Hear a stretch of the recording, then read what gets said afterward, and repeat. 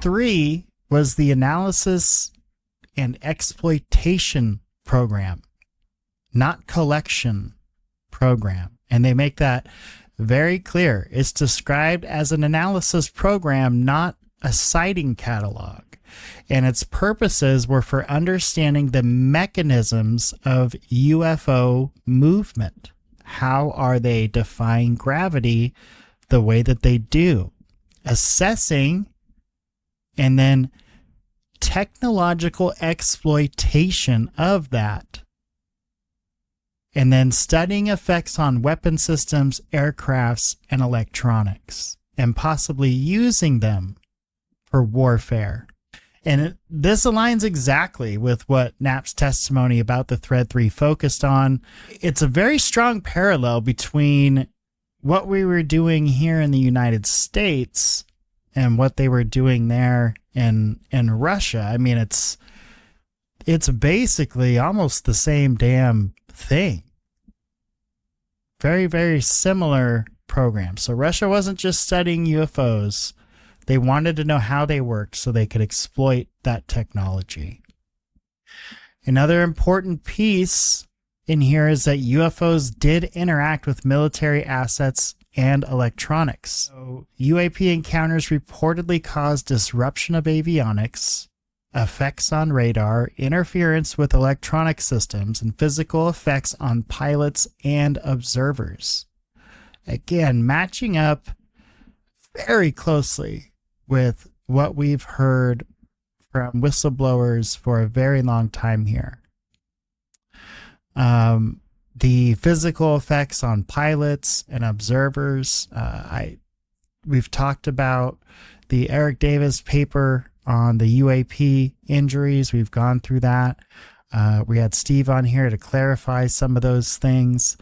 But essentially, very, very similar to what we were seeing here in the U.S. As far as these, reproduction programs. The program was classified, and then it was quietly shut down. So the document does state that the program produced results. It was classified. It was discontinued without public explanation.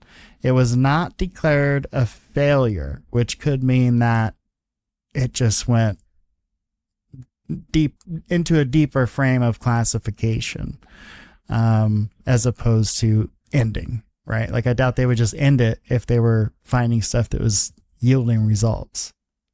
Yeah. And again, this is according to Soviet Ministry of Defense documents. And, that's all we have to go. We can't say whether this is all true, whether it's all real, but we can say that this is what we're getting from these documents that Knapp smuggled out of Russia all those years ago. Everybody's wanting to see what everybody's got.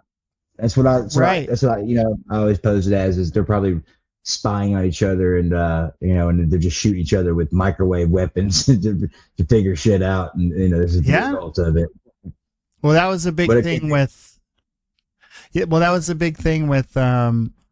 with part of these documents as well, is that it gets into some of the American stuff, like it gets into MJ-12 and it gets into some of our reverse engineering stuff. So it actually, and George Knapp even said it in his testimony, like, we got more insight into what was going on into the American program, with the American programs at the time, from those Russian documents that we did from anybody in the States.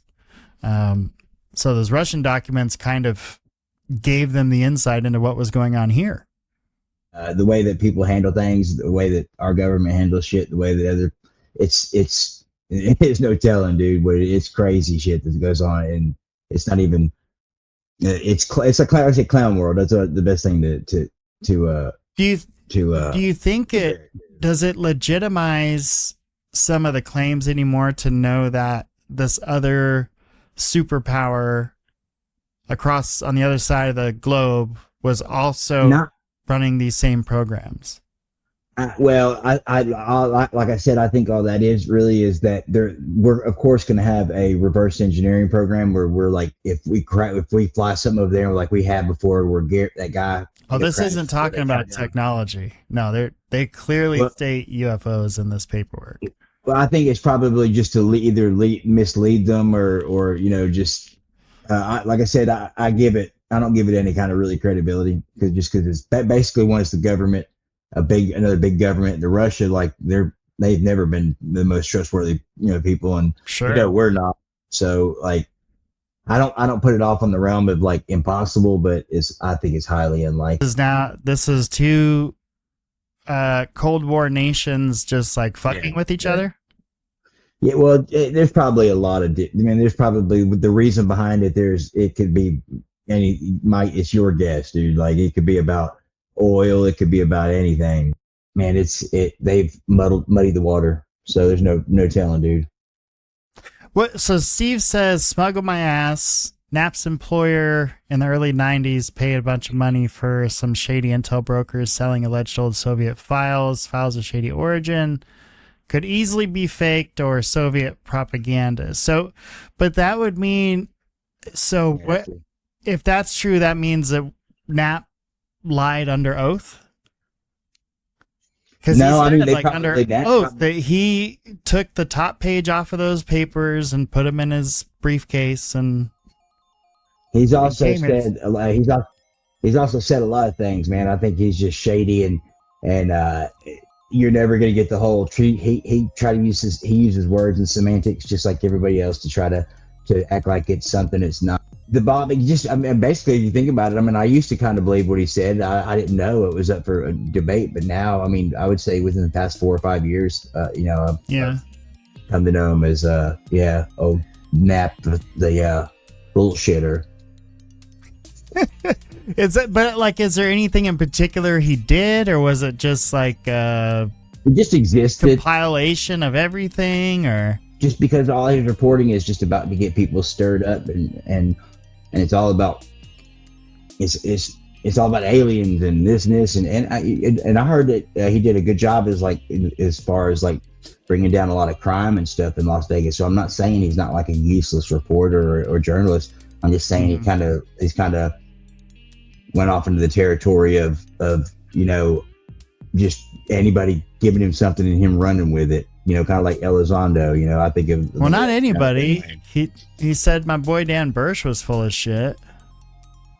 Yeah, like I said, why do you find him credible? How about that? Like, why do you... I don't know if I do or not. I really don't. To me, it's risky to testify under oath and lie. Like, especially when you're giving specifics of a story. Like he said, when he went to Russia, he said names of people he met.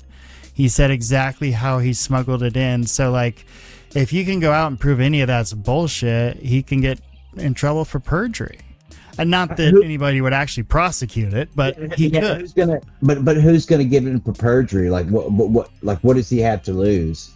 They probably told him like, hey, this is super secret. But like, let's think about it. In Russia, do you think Russia is going to let him walk away with papers? Well, tear him out? At the fall of the Soviet Union, hell yes, everything was for sale. Okay, well, yeah, maybe at the fall of the Soviet Union, I could see that's when he said he went. And what year was that? 90, 91? 92, 93, something like that. Yeah, that's when he said he went. He named the general that he talked to. He said he went there because he figured everything was for sale over there at that point, and everything kind of was. You could buy a tank from... How do you think Iraq got all their tanks? Like, they bought them from the old Soviet Union. Like, yeah, you're right. But yeah, I am like... But you're right. He could totally bullshit still, because to get in trouble for perjury, somebody would have to go and do the footwork and care enough to do it. Yeah.